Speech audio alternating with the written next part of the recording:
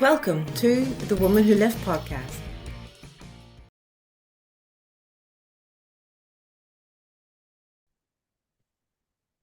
Hiya. Hello. Can you hear me okay? I can. Can you hear me?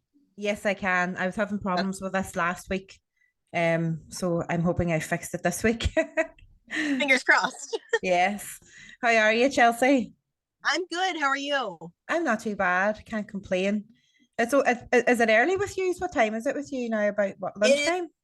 it's noon. Yep. Have you much planned for later on? No, I just finished a 2-hour strongman Sunday, so I'm chilling now. Lovely. Love it. Yeah. Where are you train? Where are you from actually? In Where are you from? Yeah, I live in Missouri, so yeah, I Ah, was down here at the gym. So, class. What gym do you go to? it's called Copian Fitness, and it's in Scott City, Missouri. So we're a tiny little town down here. Ah, right, right. I don't Yeah, know it, obviously. you're right. Maybe it might be somewhere I might come and visit someday whenever I'm over in America, but um Yeah, come on. yeah. So hang on, just get myself untangled. Yeah, no problem.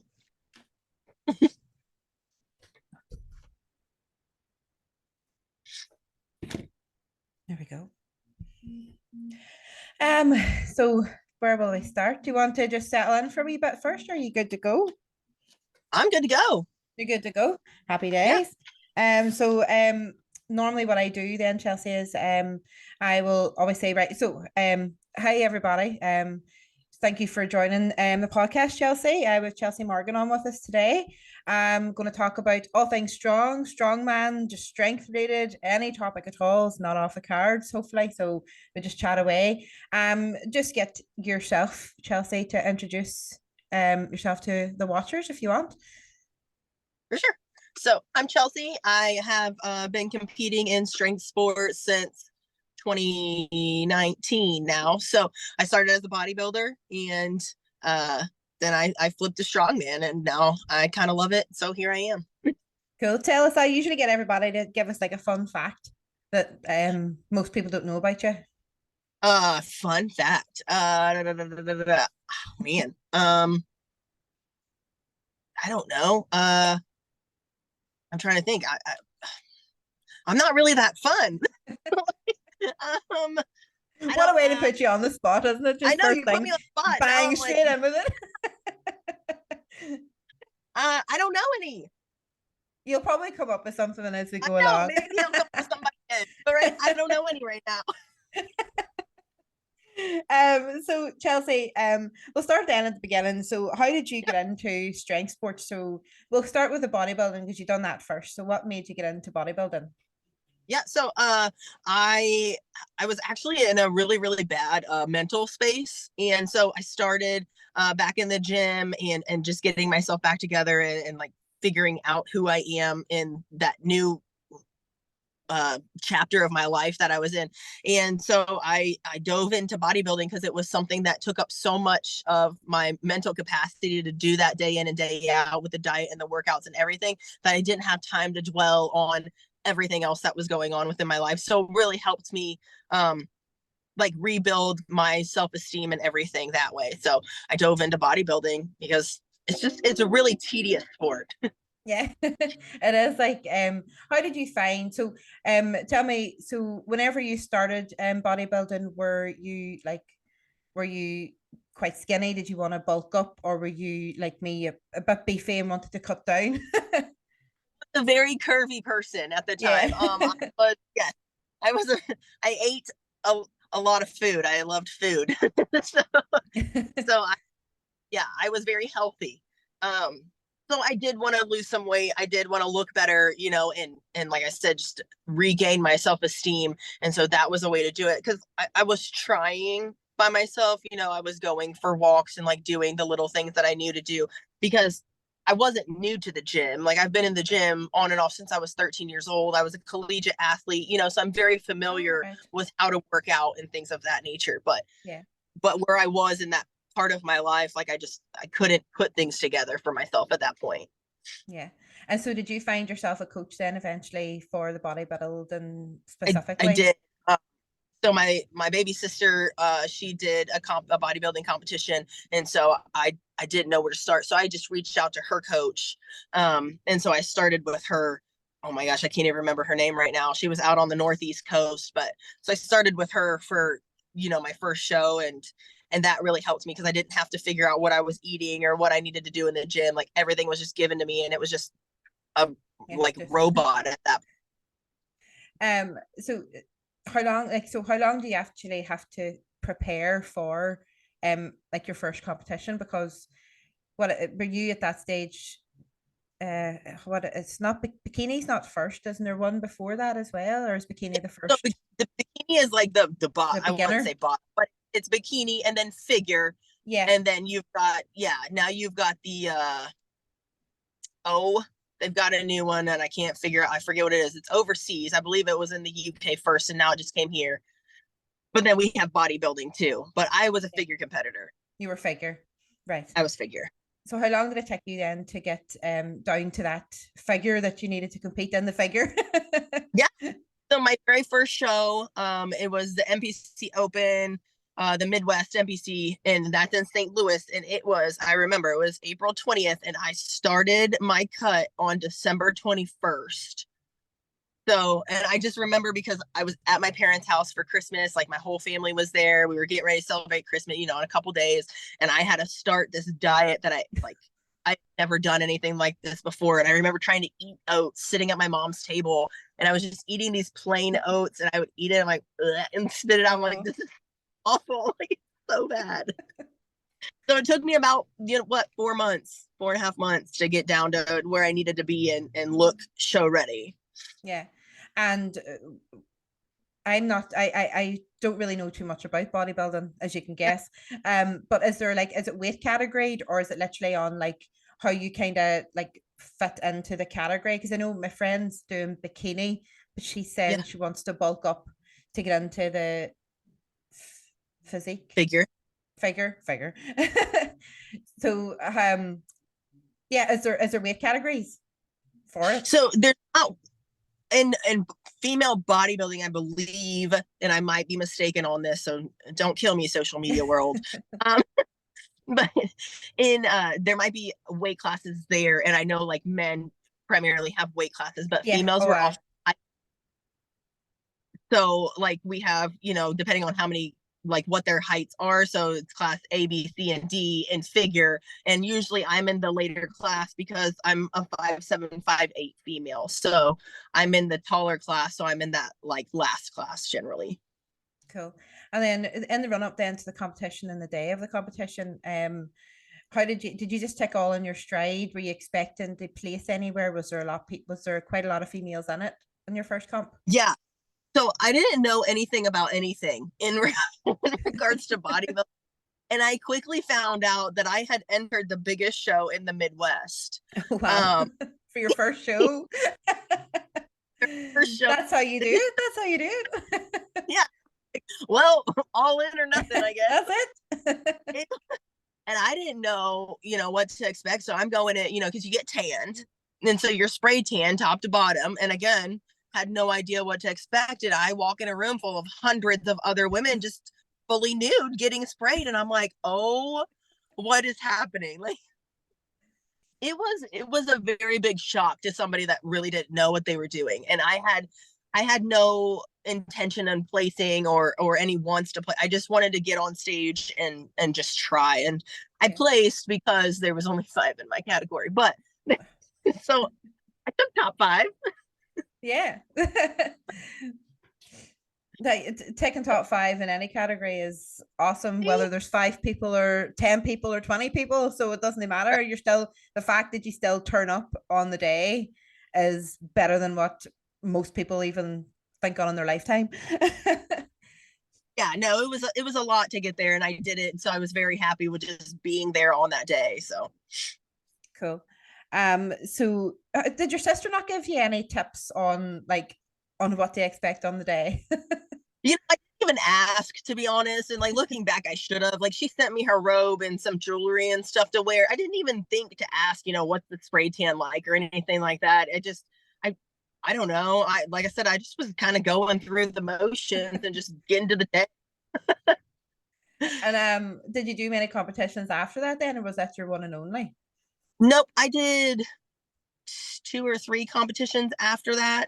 So I ended up taking first in my class and then first overall in a couple different competitions. So like things got better as I moved along. I knew what to expect. I knew what I was doing. I learned the posing, so things did get better for me. And it was a lot of fun.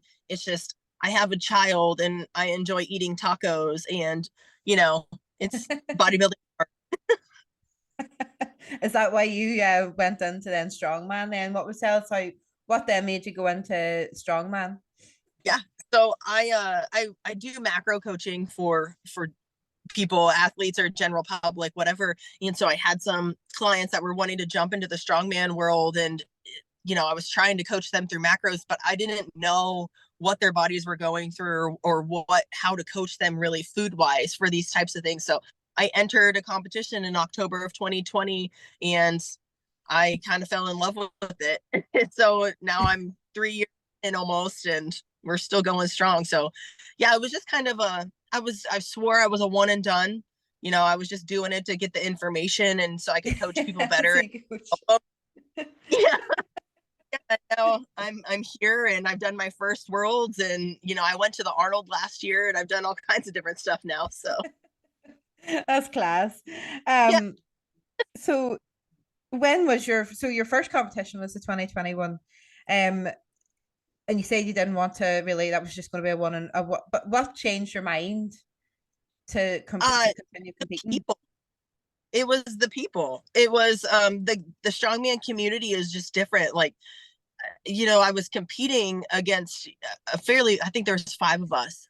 And, this one girl was an Olympian and not in weightlifting or anything. I forget what her sport was, but she was an Olympian. And like, there was a couple other girls and we were all like, we were cheering for each other. Like, and that was my direct competition. So that was really cool because I went into the sport again. I think I knew like three or four people that were there.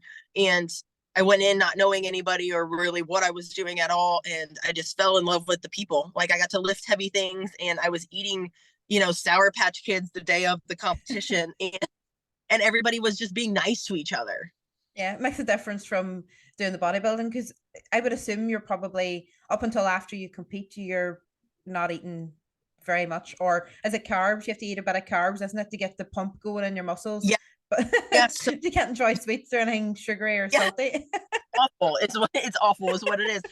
Because like in my body at the time it wasn't responding to carbs properly, so my carbs were very very small in comparison to what other athletes were able to eat like in between shows, because you've got that morning show and then you've got the finals in the Mhm. evening, so you've got a big break in between.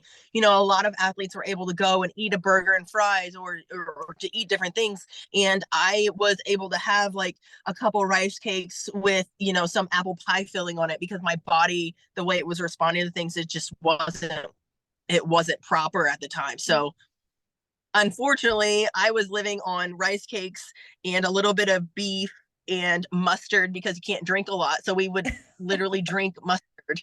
Oh my God, And, mustard. Oh yeah, my. I would not survive as a awful. bodybuilder. Jesus, I would not No, survive. it's awful. Unless I will, I love no, it. I still wouldn't survive. I could do the training and all, Yeah. but the eating, I would be one of Yes. them bodybuilders. If you see on like TikTok, some people like there was a TikTok a way back of a man who was just a barrel and he was on the stage with other men Mhm. who were like built. I'd probably be the barrel. No, and you get to that point because you're just like, why am I doing this? Like, I'm Yeah. so tired, so hungry. And it was just, yeah. And you question things all the time. Like, what am I doing this for? A piece of metal? Like, what? My strongman coach Terry Hollins, he's doing the bodybuilding at the minute, and Yeah. we met him at what where was it, UK Strongest Woman, Mhm. and he was on a cut and he was getting ready. I think he was like 2 weeks out from the competition, and I like Terry is the nicest fella, and he was nice, he was lovely that day, but he was just a different man. He must have been so fucking hungry. You could You just see it in his face. He was dying to eat a fucking burger. and that's what because I work at the gym, and when I was in these cuts and I was close to competition, like I would just I I knew my temper was short. I knew my fuse was short, and I would just like I would be mad that there was grass in the front yard, like just about nothing. And so I would try to avoid people almost because I didn't want to be short with anybody that didn't deserve it. So I would Yeah. I would try to off. And so people knew when I was in my cut, like not just from looking at me, but my behavior was different. Yeah. Yeah. And you compete in, is it the under 82s? Is that where you started in the under 82s, or did you start in a different Yep. category back then? Nope. I've always been a heavyweight. I jumped in my first competition in October. I was 100 and almost 90 pounds. So yeah, Oh, I've that's right. I've You always work in pounds. I work in kilos. Um, yeah. I but I don't know. I'm so bad with kilo. I have to get up so I'm so Google. bad with pounds. But I'll have to translate it. So, but anyway, Yes, yeah, but it's that's where I compete. yeah, that's where you compete. The people Yep. from America will understand this, but my wee brain's just doing some calculations right now. So you'd be like in so in OSG this year, you were competing against was Donna Moore, Nadia Stars, and Emma. I always forget her surname, Murray or Murphy, isn't it? Yeah. And that Yep. was your Mary Murray. category, Yep. wasn't it? Yeah, yeah. Yep. Was. How Yep. did you Kim. find Yeah. My class was stacked. It was your it was class slightly. was stacked? It was some of the best strong women are in that category. Like Yeah. Yeah. It was my first one. I've only been in the sport at the time, for 2 years, and I'm like against like some of the best. And I was terrifying. but it also gets you ready for next year because you know now Yes. what to expect as well. Yep. Yeah, I know Yeah. what to expect. I met the girls now, so like those first year jitters are out. Yeah. So I mean, everybody, of course, was really nice. Like it's not like anybody was, a terrible person or anything like that. So that definitely helps. But when you know these girls' stats and you're looking at the things that they've already accomplished, like Yeah. that's intimidating walking into a show, especially of that size. Yeah. Oh, definitely 100%. Yeah. I'm doing just a national one here at 2 weeks time, Ireland's strongest woman. And Yeah. like I'm even getting the jitters even just thinking of the other competitors who've been in the sport so long.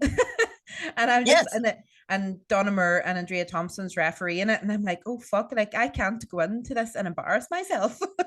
I have to fucking lift this shit. And they're so nice. They are okay, they are great, like they are They great, are. but you still can't help yourself sometimes Of and course. fangirl, like, can't you know? Yeah, I um know. so obviously you have to do nationals and that to qualify for OSG, or did you do the online qualifier this year for or last year So for OSG? I went to the Southwest regionals Yeah, and I won class at the regionals. class. Yeah. So I went to regionals down in Texas. Derek Owens held that one, and I went down there and I won that. And so then I went to OSG that way. And now I'll be back this year since I finished top 10. I got my invite back for this year. So I'll be back. um your recent competition was the Bricktown Strong Woman. Am I right? Yep. Yeah. And you got second place in that. And did that earn you your place to get the pro card, or did that earn you your pro card? So that earned me I'm going to the International Pro Show in Austin is what I received with that. So it's an only pro show down in Austin, and then with that, whoever wins that competition will receive a paid contract through the United States Strongman. So Right. So how does that's that what. work? Because I don't think we have that over in the UK. I don't think like Yeah. you do it So differently to what we do it. it's fairly new. So Willie rolled this out. I won last year was the first the U Pro International. So this will be only the second year for it standing, and so yeah, so once you have to go to a pro show, and so the pro class has to be 10% heavier than your heavyweight class or your super heavyweight class, whichever it is that you have. It has to be 10% heavier than your heaviest weights. So then your top people at the pro class there get the invite to the pro internationals, and then at pro internationals is where you can win. Your top person wins the pro contract. Class. And what does the contract entail? I honestly don't know. No? To be 100% transparent. I'm not, um, I don't know how much money it is. I know that it's a small salary from what Willie has told me. It's a small salary, not enough to live on, but enough to like help you out. And, Yeah. you're a paid athlete at that point. So it's not like I'm planning to stay at home and just be able to train all the time off of a salary like this, but it's just a cool enticement, and then as long as you are competing in strongman, you're a paid athlete. So because I always thought yeah. the amateur Arnold's was your only way you could get a pro card if you won that. So that is strongman core. Oh, right. So two different sanctions. So Oh, you've right. got United States strongman, but yes. Yep, you're right.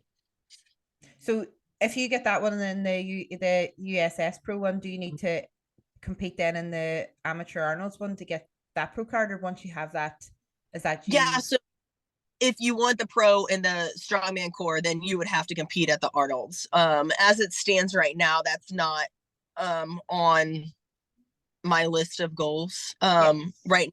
So right now my focus is USS and OSG. So yeah, that's kind of where I'm staying. Those are my lanes right now. Yeah, you have to have a plan. You can't like you can't just wander off. It's like you can't just wander off into the lane at the opposite side of the road, like, because then you would end up crashing. Right. And we don't want that. You're right. So talk us through the events then of the Bricktown competition. What was were the five events, I think it was, wasn't it? Yep. So there was 5 events. So we started with the axle press. So it was a max axle press. So it was Wessel's rules. So you had 3 attempts. If you missed one attempt, then you were done. So I opened, oh Lord, where did I open? 205. I think I opened at. Yeah. So I 205, then I jumped to 225. I hit that, and then we made a huge jump and we attempted a 245 press. And I just hit that sticking point and I couldn't lock it out. So we failed at the 245, but we got on the board at 225. So I broke my own national record there. So I still hold I think it's the 198 class at 225. And then what was our next one? We did that. I forget the order of them, but then we did the Husafeld run. It was shaped like Iowa. Oh yeah. Yeah. Oh, was that but the Iowa Husa? I seen that on your Instagram, the Iowa Husa what was it, the Iowa Husa record? Yes. I was wondering what that was because I was like, I've never heard of that before. Yeah, so state record. I forget what it was before, but I carried 220 pounds. Was it two? I have to look up the weight of what I carried. But I think I carried it 220 feet. I forget how heavy it was. But yeah, I carried it was just a max distance run. Yeah. So you just as many times down and back as you possibly could. So I ended up winning that event and I broke the state record for that too. So yeah, now I have a random Iowa record. So yeah, we had that, and then we had bag over bar, and we had 6 throw bags that we had to get over. It was 2 25 25 30 30 and then 35 and 35. So yeah, and then I hung my very last bag. I hung it on the bar. So that count. That kind of sucked, but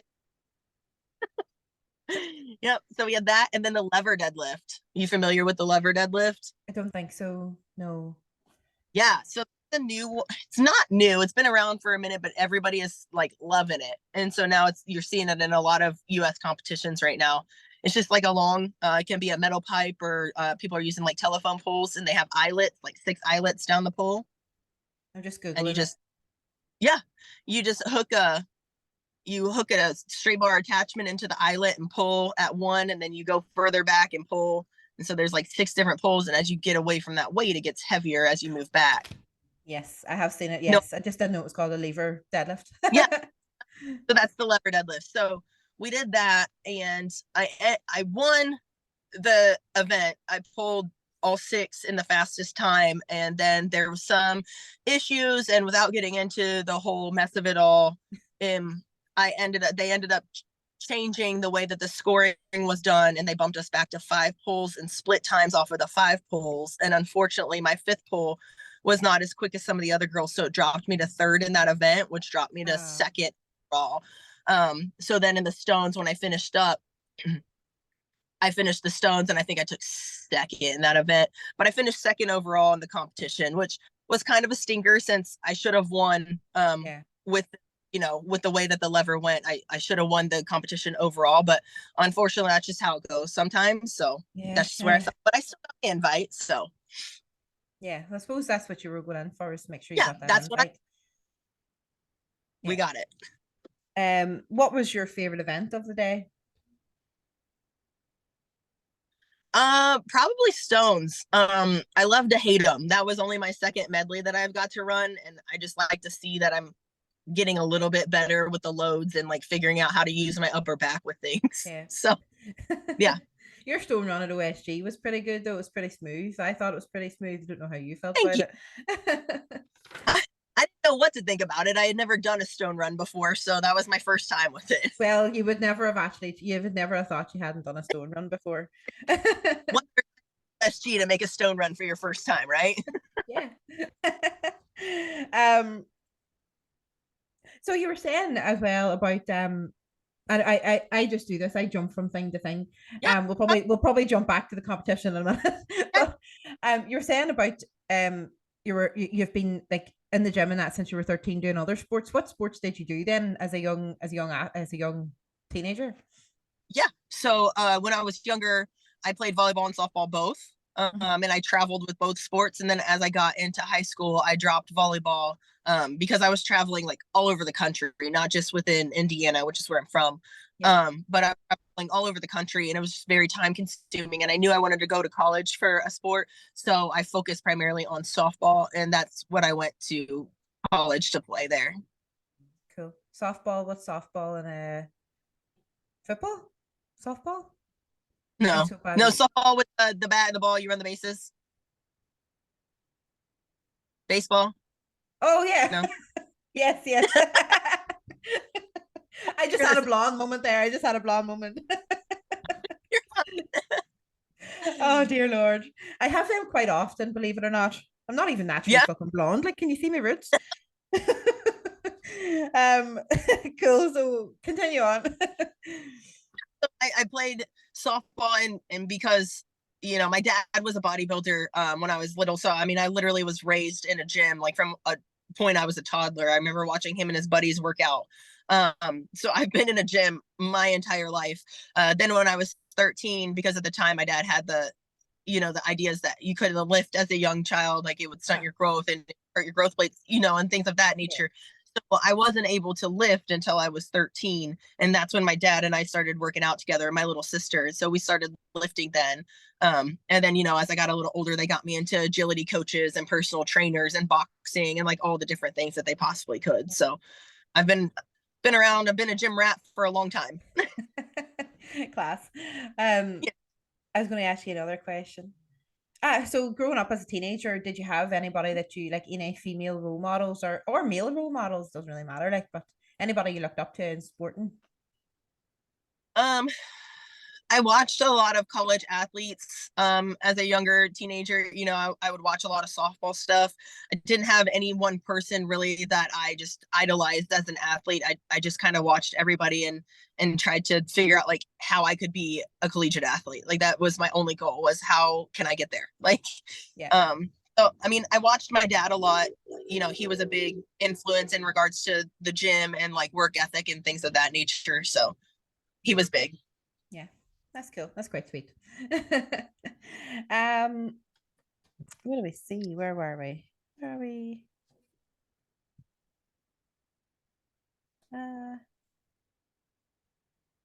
so yeah, the next week question then is so still related to the weight training. So how did the weight training then? So obviously you were 13 when you started doing the weight training. How did you find that changed your life in general, personal, sporting?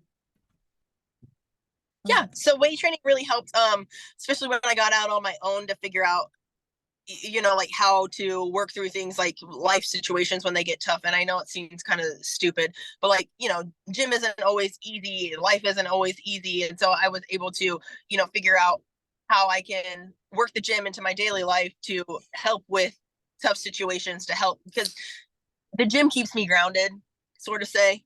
Yeah. I can tell like during my deload weeks and my lighter weeks and my days off, like that I haven't been to the gym because things are just a little, I'm a little more short fused. I don't feel like I have my outlet. So it's really helped, you know, at a younger age, figure out that that's a good way for me to release a lot of stress. Yeah, you're quite lucky you had that growing up, like Yeah. being able to kind of know what, um, I suppose it's in a way it's anger management. Going to the gym is anger management. If I'm the same, Yeah. if I don't go to the gym for a couple of days, I'm ready to kill some of the other staff that I work with. But that's another topic for another day. Right. And I'm a nurse, so I shouldn't be wanting to kill people. I should be wanting to look after them. I do I look after the understand patients. the workers, so I relate. So you do what do I say? You are also like not only a nutritional coach, and you are a coach in the gym as well. Am I right? I am. Yep. Yep. I'm a Is full that your full time. time? Yep. Yep. I So left. I was working in the state of Missouri. I was doing social work, um, different jobs here and there. That was about 7 years of my life. And then I decided that I was just happier in the gym and I was going to figure out how to make it work. And so I jumped into full time training. And then COVID hit 2 weeks later and I cried because I thought, I so was you like, I don't only have it. oh my god. Yeah. So did you because online coaching wasn't a wild big thing. I don't know if it was a wild big thing in the USA, but it wasn't a wild big thing over here until COVID hit. So did you find that online coaching and that was a bit more beneficial because you can get more clients? Yes and no, because at the time I was so new into the training world that I didn't have a huge clientele to be able to swing that online training. I had some people that I was able to switch into Zoom trainings and I would Zoom with them and you know coach them through a home workout. I ended up like renting equipment from a gym that was shut down and I ran out of one of my friends' garages and anybody that was willing to meet in person, we met that way. And you know, I took a big financial hit. So what I ended up having to do was run what's called Instacart. So basically, I would people would put in on an app, they would put in their grocery orders, and Mm-hmm. then I would go and shop for them, and then take it and deliver it to their house. Oh, And so that's yeah, that's how I supplemented my income at the time because everybody was so scared to go and do things. So nobody wanted to go to the grocery store where a million people are touching things and doing. So I was like, screw it, I've got to make money. So mm, I ended up going to the grocery stores for all these people. And so that's how I made money at that time to keep myself afloat until things calmed down a little bit. that's a really good idea. Yeah. Yeah. um, so um, I've just had a bloody mind You're fart. Well, Jesus. Um, so your mum, obviously, you've said you were a mum. yes. You did you have him? Were you still training? Were you doing the bodybuilding around the time that you had him, or was he could be bit before the bodybuilding and the So strength? he was born in 2013 and I started competing in 2018, 2018. How did you 29. find the mom? Like, is the mom strength a thing? The mom strength. It's a Yeah. thing when he's around. Yeah. Because now, like, as I mean, since he's been little, like, he's been in the gym with me. I started like uh, lightweight training when he was like 4. I was in and out, you know, I'd go to the gym a couple days and I'd take like a month off. And then I'd go to the gym. And so, like, he's been in and out of the gym since he was a little guy. But now like he's done 2 competitions with me and I mean he trains himself, but so when he's around and I'm doing like a heavy weight, like he'll be watching me or he takes some of my videos for me Yeah. and I'm like, oh, I can't miss this. Like my kid's watching, like so I've got to figure out where the strength is about to come from. So I mean it's the thing, like he's been at a lot of my competitions and it helps having him there. Oh, that's cool. I seen the wee video of him doing the was it a deadlift in the wee log? You were teaching him how to log lift. That was so cute. Yeah. Yeah. It's supposed to when you're a mum, He you hates the things law. kind of oh does he? Oh, you'll learn to love it. I love the log. Anything overhead, I quite enjoy at the minute, so I do. Um, so so who does your nutrition? Do you do your own nutrition? Yep, I run my own nutrition as it stands right now. I've talked to some friends. I do have a friend on board. Her name's Mai. And you know, I will invest.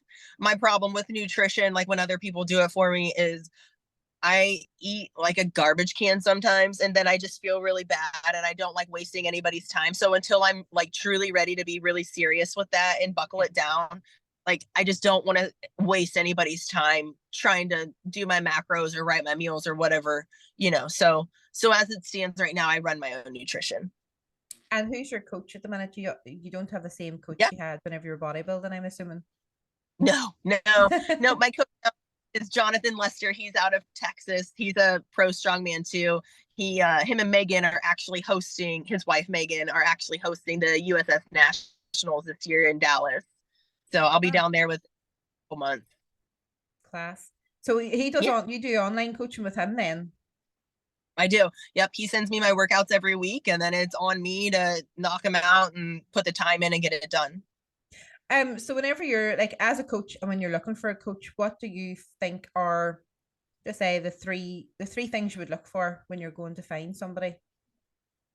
When you're looking for a coach to train, so I like to pay attention. Like I like to talk to somebody before I figure out like if they're going to be a fit for me as a coach. It's important to me to be able to get along with a coach, not necessarily like I need a best friend or anything like that. Now John and I are very good friends, and that's developed over this time, but like before that, you just need to be comfortable with somebody. Like you need to be comfortable with somebody that you can talk to and be like, hey, I'm just having a shit day, or hey, this movement isn't going well, or I tweaked this, and they're willing to roll with you and figure it out and how to make it better. And then someone that's not going to push protocols at you. I don't like, like whether people want to run gear or protocols or not, like that's fine. I don't care either way. But I don't like when you see these coaches, especially with these newer athletes, and like, oh well, here's your drug protocol, and it's like 20 things deep. I just Anybody that initially is starting with you need to run all these things, like run away. As Do an you know what? athlete, I didn't even think that was a thing. Somebody giving you a drug protocol. I yeah. didn't even know that was a fucking thing. Oh, Um, the thing. Yeah, um, if you ask for it or that's what you want to do, like that's yeah, one thing. But if you coach like, hey, if you're gonna want to be successful, like here's what you need to do, like that's just run away. yeah. There used to be a thing whenever I was growing up. What's it called? It's just something simple like if you were, what, as your teenager, you do try different things and say like smoking, peer pressure. Don't if somebody tries to peer pressure or if you're feeling pressured into something, then you probably shouldn't be doing it. Right, right. But as athletes, like we want to be good and we want to please people, and like this is a new coach and maybe they have a name for themselves, maybe they've coached some of the best, or maybe they've done really awesome things themselves, so you want to please, and you're like, well, if he or she is saying like I should do this, then maybe that's what I have to do, like maybe that's what it takes, and that's not couldn't be further from the truth. So Yeah. I don't want anybody to have to run drugs to get somewhere. Yeah, it's funny you say that. There's a thing going on in between some coaches and strongman. We'll not get into it, like, but it's it's a big topic at the minute, basically within the female strength sports. Um, Yeah. as you probably know, and it's not a very nice thing to be having to talk about, or it's not even a nice thing to have to, for somebody to lose somebody that's close to them. But it's just a bit, yeah, a bit crazy. Yeah. But everyone's Yeah. their own at the same time. If that's what you want to do, And do that's what I'm it. It's saying, your like body. sure, like I don't care, natty not natty, run 1,000 things, I don't, whatever, like it Yeah. doesn't matter to me. But if somebody is like pushing you to do that, like just don't Yeah. do that, just go away. Yeah, at the end of the day, as long as you're true to yourself, and Yeah. if you do take drugs, then don't fucking lie about it. That's my opinion. If you're not taking it, then Right. I know there's sports that it's a big bad thing, but with strongman, everybody knows that it's something that's not like illegal. Like you can take it, you can take Right. PEDs and stuff. We're like if Yeah, you're gonna run gear, fine. Like it's okay. Just Yeah. don't like hashtag natty on your Instagram. That's ridiculous. Yeah. Oh, that's another story for another day then too. Or Oh dear. Um, but what do we see? Where are we? Uh oh, here. So we'll go with the bodybuilding first. So first thing after a competition in your bodybuilding, what was the first thing you went reach for to like just reach for to eat or to do? oh, one show I had donuts backstage waiting for me, and then another show I had a friend, she had come to watch me, her and her husband, and they bought me $30 worth of Taco Bell. Oh, class. Yeah, that was a night. So I That was a I mean I feast. like yeah, I love Taco Bell. I could live at that place. I'm pretty sure I should just own stock at this point. But yep, tacos. I love tacos.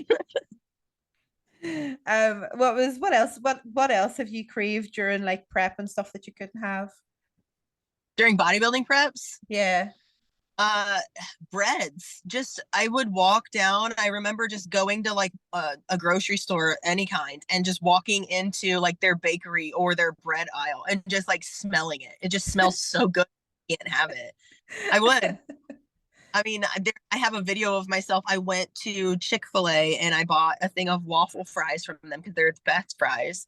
And Yeah. so I bought waffle fries and I would just smell it and then I would eat my broccoli. Like it was, That's actually, it that's was funny. bad.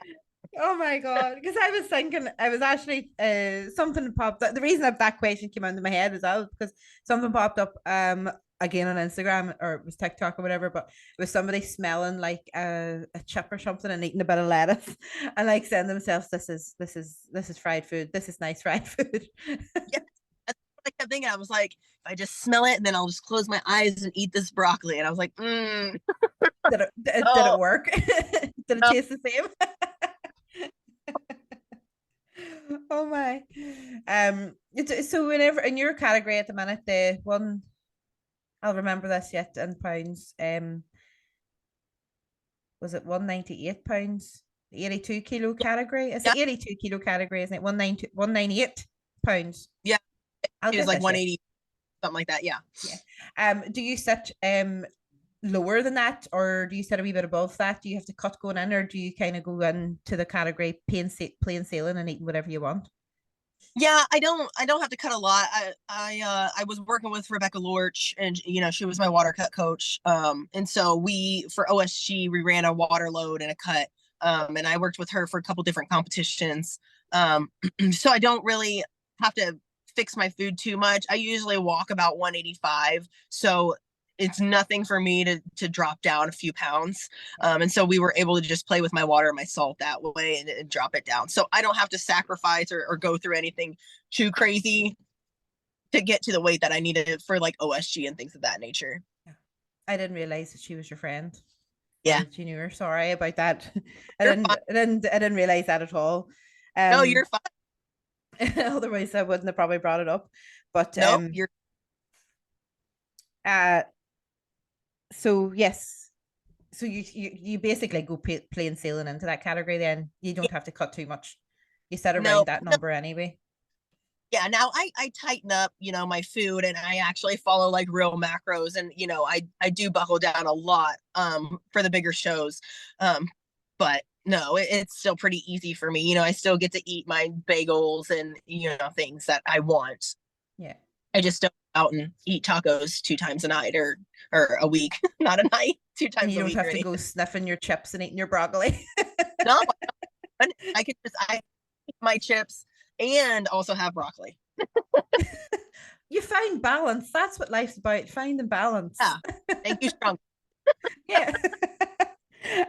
So what's your next competition that's coming up then? That the USS Pro? Yep. So I'll be in Austin in September. So that'll be what we got going. Have you Um, started prep for that already? oh no, we're in an off Nah. season. That's so far Ah. away right now. Nope, we're going through some things that need work. And just it's a lot of reps. It's a lot of maintenance stuff. I had, a slight tear to my left or my right lat a couple months back. So we're still kind of rehabbing that through some stuff and working backs. But, things are good. We're just taking it easy right now, which is nice because I don't think I've ever really had an off season yet. So So after that comp, so the only two comps in you're planning on doing this year is the OSG and the USS Pro. Is that right? Anyway. yeah, I'm I'm gonna throw another one in. I just haven't really I do have another one planned. I just haven't come out and said I haven't put it out there yet. Generally, I just people like to follow me around to different competitions, so I'm just keeping it on the low. Yeah, I get you. I Yeah, understand. yeah. I am in off season, but I do have a show sooner than the pro internationals. I'm just kind of keeping things low and just going through it, and I'm just gonna show up. Kind of one of Yeah, those things. Just yeah. yeah, cool. What do I see? Oh, here. Where did the name Mighty Mouse come from? It actually came from the powerlifting competition that I did. Oh, you done I powerlifting as well. Yes, What have you yeah, not I've done done? both things. Yeah, so I was in Paragould, Arkansas for a powerlifting competition in the Southern Powerlifting Federation for the SPF. And I was 165 pounds soaking wet at the time. I was a very Mm. small person. And my weights were nothing impressive, but I didn't know anybody there. And these these ladies that were spectating came up to me and they were like, we didn't think you could lift that much. And like I said, my weights were not, I'm in a 225 deficit, nothing impressive at all. But they were just like, we didn't think you could lift that much. I was like, oh, you're sweet. And so they started calling Mighty Mouse. And then the other lifters there that day kind of picked it up and were calling me Mighty Mouse. And I was like, well, that's kind of cute. So I just ran with it. Yeah, cool. I've nearly ran out of questions. I thought it would have took us longer to go through all this, but you're so easy to talk to, so it Okay. was just pretty smooth, went smooth. Uh, have you anything else you want to talk about? Is there anything else No. that's no? Um, I'm just thinking here. Is there anything else that? Okay. Let me see. I'll look in the other book. I have about 3 books here. I'll just look to see if there's anything else. I've asked anybody else that I could get ask you as well. Oh, you know what? One of the ones I always talk about is What's that? recovery. I haven't talked about recovery. What do you do for Uh-huh. recovery? For competition prep and after competition. Yeah. So my recovery is pretty simple. Number one, I hate recovery, but I know it's so necessary. I'm really bad at it. I'm just gonna be honest. But I do recovery. I do, prep prior to competition and I go after. I have a place here by the name of Optimize You. And they have the cold plunge, they have a cryo full body chamber, we've got compression, we've got all the different things in there, IR sauna, infrared sauna. So I kind of go through the gamut. The week of my comp, that deload week, I love a cold plunge. And so water for I think it's 32, maybe it's I don't know. It's something cold. I sit in there for 10 minutes. I get in there up to my neck and it just numbs the whole body, which feels really good when you just finished a really heavy prep, as you're going through it right Yeah. now. So I like that. And then do a lot of leg compressions just to try to pull inflammation out and calm them down a little bit. And then really when I'm done with the show, it's kind of the same thing. I go in there a couple times a week and go through those things. What's what did you say call a compression chamber? What's Yeah. that like? Is that Oh, the literally cryo chamber. the cryo chamber? Yeah, yeah. I've seen So I've cryo seen chamber, one of them on Eddie Hall's YouTube one time, but what's it actually like being in it? it's awful being in it. I honestly I would rather do the cold plunge for 10 minutes than go into full body cryo for 3.5 minutes. What does it do? It's it's like an ice bath on steroids. There's a fan in there. Last time, I just went a couple weeks ago with my friend Emily, and it was literally snowing on us. It's negative 100. I think it was negative 132 that day in the Oh, chamber.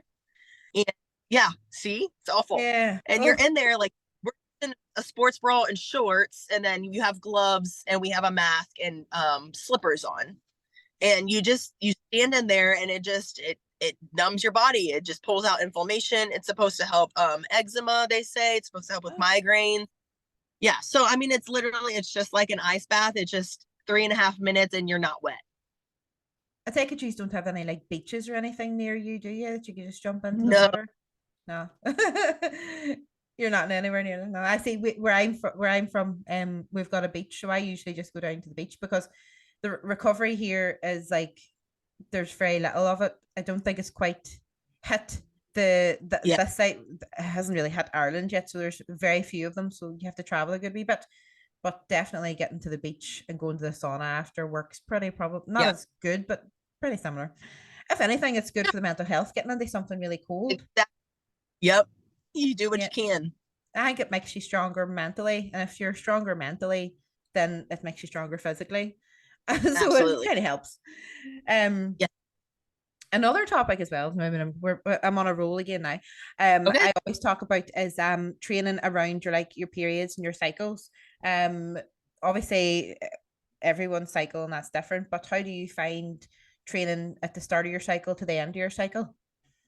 Well, I'm fortunate I don't have a cycle. Ah, Um, I have been on a birth control, Mirena, and that took my cycles away a long time ago. My hormones have always been crazy for me. So this was kind of like a last chance thing before they went in and took all of my girl parts inside out. oh, Yeah, so I've been on something to help level out my hormones for me for a long time. And so with that, primarily you don't have a cycle with that birth control. So I don't deal with that, unfortunately, so I can't really speak on it. I know a lot of my friends have really gone through some battles with theirs, and I feel for them because I can't imagine. yeah. Oh, that's grand. I Um, know.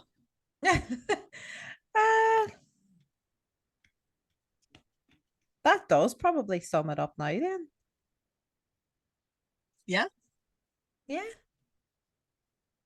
easy. Yeah. Great and to the point. Just definitely have clicked record. Yes, that's okay. So just making sure I've clicked it. I have. Um, I always click it beforehand because sometimes you get like a good conversation just as you come into it whenever, but like when Yep. nobody knows you're recording, and then you just ease into it. I done the wrong thing at the start was when my first couple of podcasts I didn't press play or press record. I just kind of we warmed up a wee bit, and then the minute I said, "Oh, I'm going to record now," and And then they freeze. everyone just so I Away. just record now just as soon as I go on. But thank you so much, Chelsea, for coming on. I hope I talk slow enough because my Irish accent can sometimes speed up and nobody understands a word I'm saying. But you seem to have done very well keeping up with me. Thank you. It's been an absolute pleasure getting to talk to you, and hopefully I will see you at OSG next year. You never know, all being well. That'll be my first one. So Oh, that'd be come. cool. Yeah. Yeah. Yeah, that'd be I great. If I don't, I would love to even just come over just to experience in the audience, but it's a lot of money to come over just to sit in the audience as well. I, well, good. You're doing the qualifier? Yeah, so the Ireland's Strongest Woman, if you get I think top two, you Okay. qualify to go to OSG, and I think one of the prizes for if you get top one, if you get number one, you get the fees paid for OSG. So fingers crossed. Good. I think I'll be happy with top two Yeah. for my No, first national competition. it, it's not cheap to enter, so that'll be really helpful. Yeah, it's actually I think one of the most expensive ones to enter. Yeah, it's what 280 something. So yeah, Yeah, yeah. But anyway, life goes on and it does. Well, money's not. good. Hopefully, I Yes, thank you. Again, thank you for coming on, and I'll get chatting to you again some other time. Been a pleasure. Um, have a good rest of your day. you too. A good Thank you. evening. Yes. Yeah. See you later. Thank you very much. Bye. Bye.